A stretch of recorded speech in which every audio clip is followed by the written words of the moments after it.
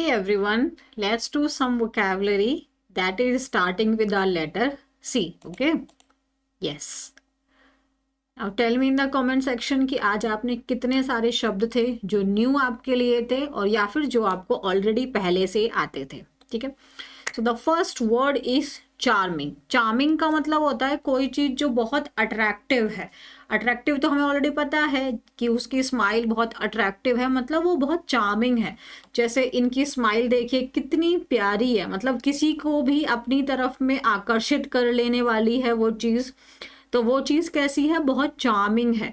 हम किसी की पर्सनालिटी को बोल सकते हैं, किसी का जो बिहेवियर है वो बहुत अपनी तरफ में आपका मन लुभा लेने वाला है. वो चीज़ बहुत अपीलिंग है, आपको अपनी तरफ आकर्षित कर रही है, अट्रैक्टिव है वो चीज़, बहुत अच्छी है वो चीज़, प्लीजिंग है. तो उसकी मुस्कान बहुत प्यारी है, means she has a charming smile. तो स्माइल कैसी है, बहुत मन को मोह लेने वाली है. तो चार्मिंग स्माइल है ना. तो हमने क्या बोला, चार्मिंग स्माइल. चार्मिंग मतलब वो चीज़ बहुत आकर्षक आपको अपनी तरफ में खींच लेने वाली है, मन मोह लेने वाली है.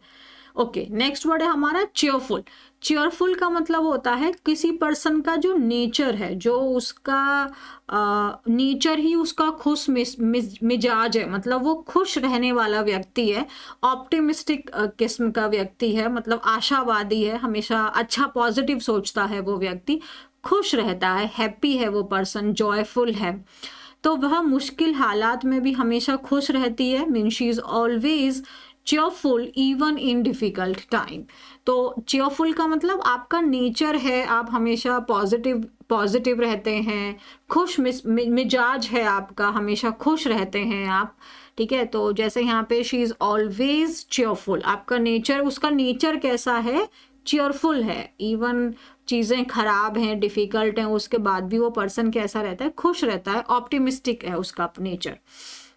नेक्स्ट कैसा है, चूज. ओके, चूज मतलब चुनना. अब यहाँ पे आप कंफ्यूज मत होइए. देखो, चूज वर्ब है, चुनना मतलब किसी चीज को पिक करना. इसने चूज किया, क्या चूज किया अभी देखते हैं.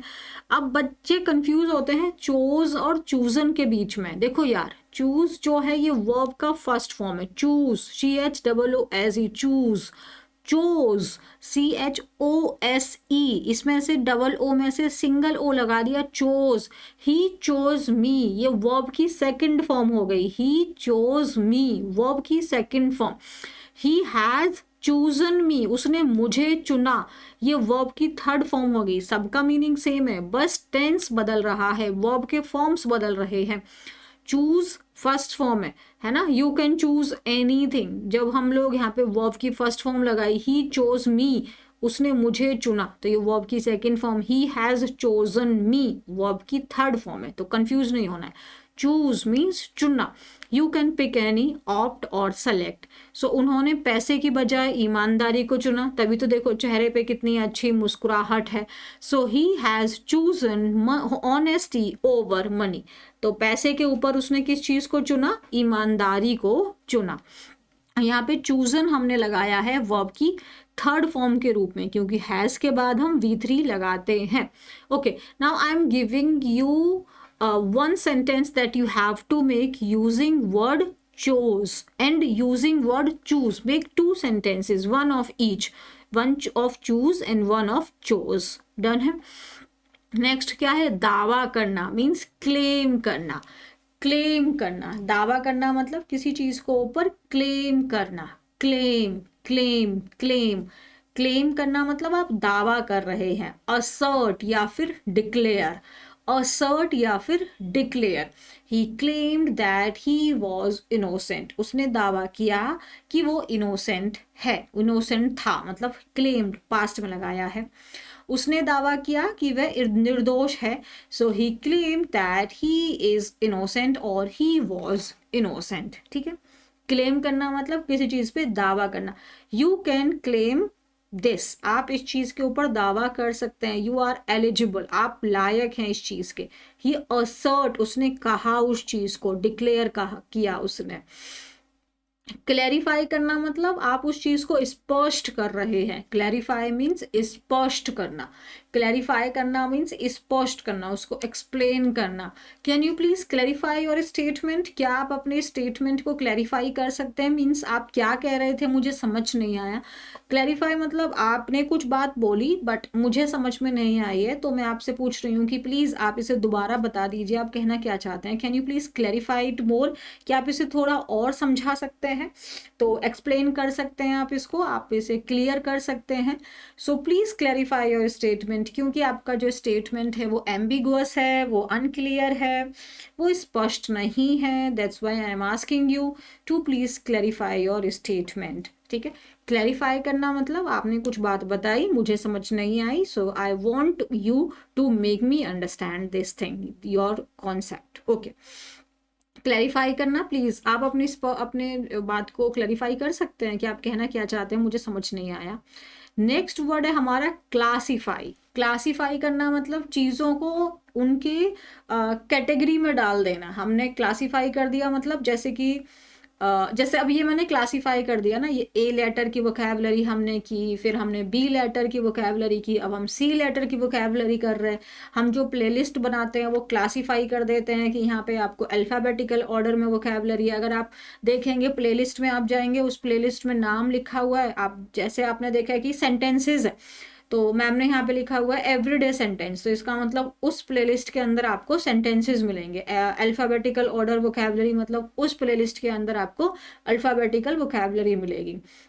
ग्रामर इस प्लेलिस्ट के अंदर आपको ग्रामर की क्लासेस मिलेंगी। तो क्लासीफाई कर दिया हमने, मतलब उसको उस एक ग्रुप के अंदर में डाल दिया। जैसे ये फाइल है तो आप इस फाइल में क्लासीफाई कर सकते हैं कि इस फाइल का नाम दे दिया आपने कि इसमें आपके सारे के सारे मान लो क्या लगा सकते हैं। हाँ, अगर आप किसी एग्ज़ाम की प्रिपरेशन करते हैं तो एसएससी के एग्ज़ाम की प्रिपरेशन करते हैं तो आपने इस फाइल में सारी वोकैबलरी कंपाइल आपकी एक साथ में डाल दी, इसमें आपने सारे के सारे इडियम्स डाल दिए, इसमें ग्रामर के क्वेश्चंस डाल दिए, तो आपने उनको क्लासीफाई कर दिया, आपने उनको कैटेगराइज कर दिया। आपको आसान रहेगा उस चीज़ को याद रखने में, है ना। तो files are classified according to importance, तो उनकी इम्पोर्टेंस के हिसाब से। जैसे हम लोग अपने घर पे बुक्स लगाते हैं तो जो सबसे इम्पोर्टेंट होती है हम उसको ऊपर रखते हैं, फिर हम नीचे नीचे कर देते हैं, तो हमने उसको इम्पोर्टेंस के हिसाब से उसको क्लासीफाई कर दिया। नेक्स्ट वर्ड क्या है हमारा, क्लिंग। क्लिंग का मतलब होता है चिपकना। तो कोई व्यक्ति क्लिंगी होता है। क्लिंगी व्यक्ति कैसा होता है, जो हमेशा चिपका रहता है, जो चिपकने के बहाने ढूंढता है, या जो चिपकू किस्म का होता है उसको क्लिंगी कहते हैं। तो क्लिंग वर्ब है मतलब चिपकना।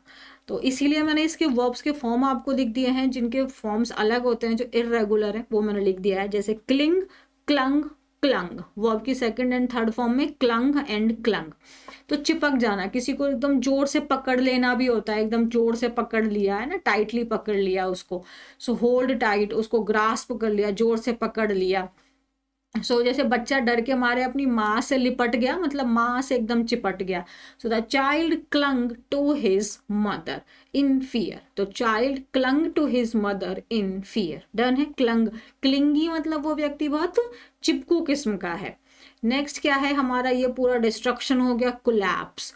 कोलैप्स का मतलब होता है ढह जाना, जैसे ये बिल्डिंग ढह गई, टूट गई ये बिल्डिंग, है ना। उसके बाद या कोलैप्स का मतलब होता है कोई इंसान बेहोश होके जो गिर जाता है, वो भी आपका कोलैप्स होता है। फॉल अपार्ट मतलब टूट के गिर गई ये चीज़, या फिर वो फेंट हो गया, बेहोश हो गया। सो भूकंप के बाद पुरानी इमारत गिर गई, the old building collapsed after the earthquake. अब यहाँ पे तो कोलैप्स वर्ब की फर्स्ट फॉर्म है और ईडी लगा के सेकंड बना दिया।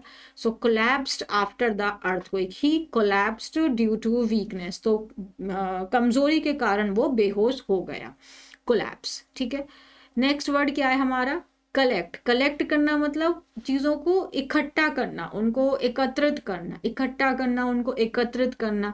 जैसे अब यहाँ पे गैदर करना, उसको असेंबल करना, अरेंज करना एक साथ में, कलेक्ट करना। सो कृपया ऑफिस से डॉक्यूमेंट ले लें। So please collect the documents from the office. So collect the documents from the office मतलब वहाँ से ले ले, कलेक्ट कर ले मीन्स वहाँ से ले ले, है ना।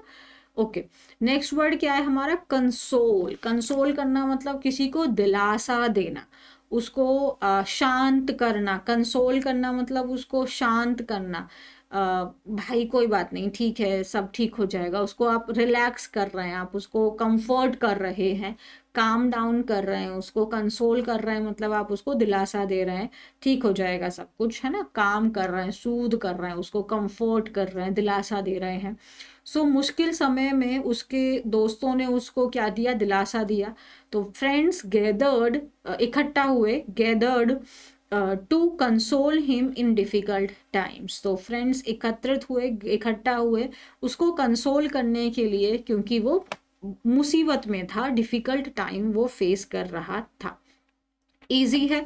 तो हमने क्या किया, हमने सी से शुरू होने वाले जो लेटर हैं वो हमने किए, मतलब सी लेटर से शुरू होने वाले जो 10 वर्ड्स हैं वो हमने आज किए हैं। ठीक है, सो बस इतना ही था, वेरी सिंपल। आप मुझे बताइए, चलो अब आपको कितने शब्द आते हैं वो तो मुझे नहीं पता, बट हाँ हमने 10 शब्द आज हमने किए हैं। तो मैं आपको ये होमवर्क देती हूँ कि आपको 10 एटलीस्ट 10 सेंटेंसेस मुझे बना के देने हैं कमेंट सेक्शन में। ठीक है, सो बाय एवरीवन। चैनल सब्सक्राइब नहीं किया तो चैनल सब्सक्राइब कर लेना है, अपना ध्यान रखना है, एंड या keep learning and enjoy yourself. या बाय एवरीवन।